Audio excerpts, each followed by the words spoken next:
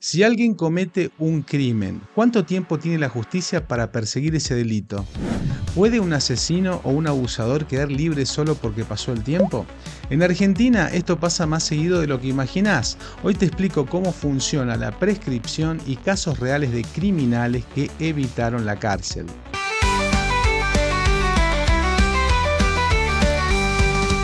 ¿Qué es la prescripción de un delito? La prescripción es como la fecha de vencimiento de un delito.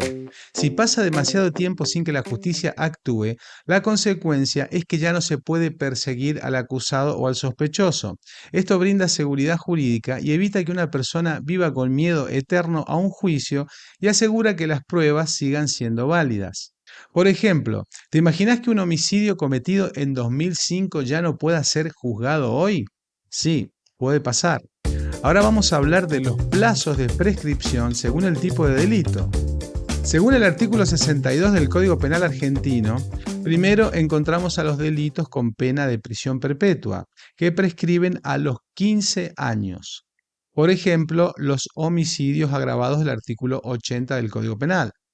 En segundo lugar, tenemos a los delitos con una pena temporal. Estos prescriben en un plazo igual al máximo de la pena fijada, con un límite de 12 años. Por ejemplo, un delito con pena de hasta 6 años prescribe a los 6 años. Uno con 15 años prescribe a los 12 años porque ese es el tope legal. En tercer lugar, tenemos la pena de inhabilitación perpetua, que prescribe a los 5 años. En cuarto lugar, la inhabilitación temporal dura lo mismo que la pena. En quinto lugar, las multas prescriben a los 2 años. ¿Cuándo empieza a contarse la prescripción? El reloj empieza a correr desde las 12 de la noche del día que se cometió el delito, pero hay algunas excepciones.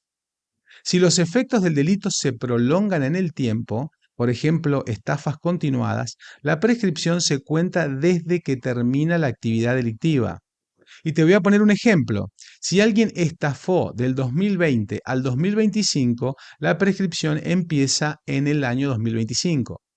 ¿Y qué ocurre con los delitos sexuales contra los menores? La ley 27.206 establece que el plazo de prescripción comienza a correr recién cuando la víctima cumple la mayoría de edad o realiza la denuncia.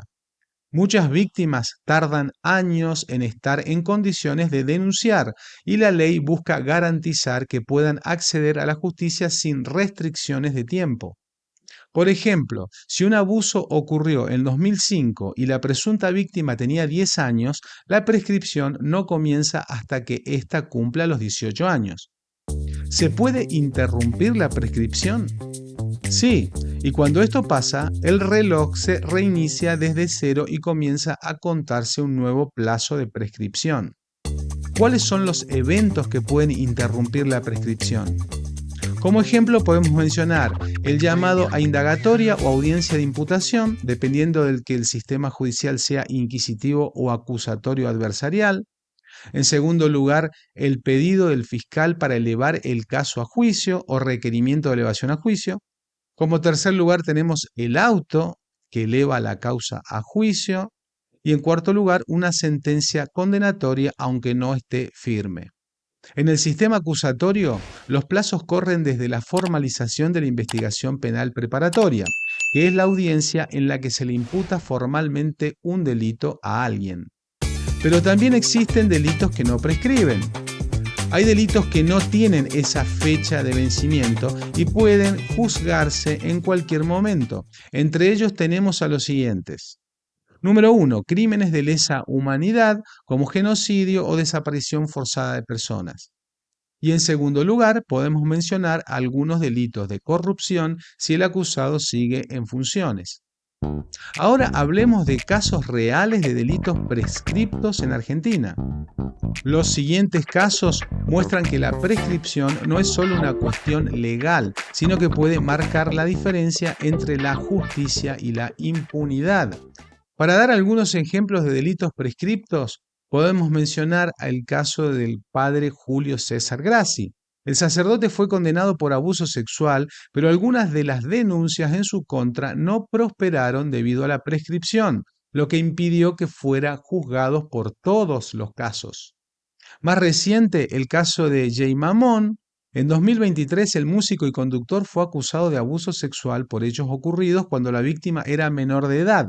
Sin embargo, la causa no prosperó porque el delito había prescripto. Alejandro Marley. En 2024, el conductor de televisión fue denunciado por abuso sexual por hechos supuestamente ocurridos en el año 2008. Aunque se solicitó un juicio por la verdad, el posible delito ya estaría prescripto, lo que impide una condena penal.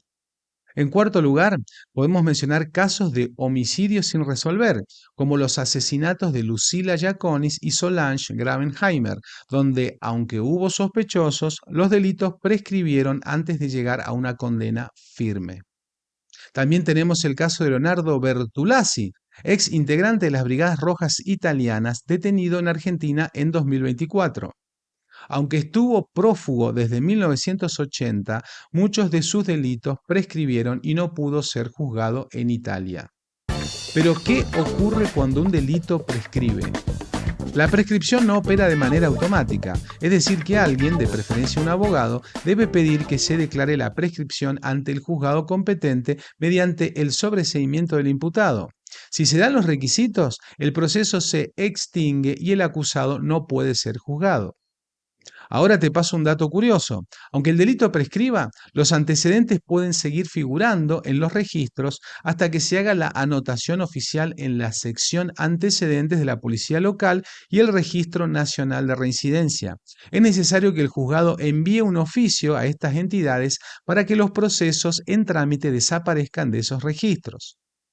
Algunos delitos prescriben, pero no suscribirse a este canal, además de ser imprescriptible, debería ser ilegal. Así que evita ese error y nos vemos en el próximo video.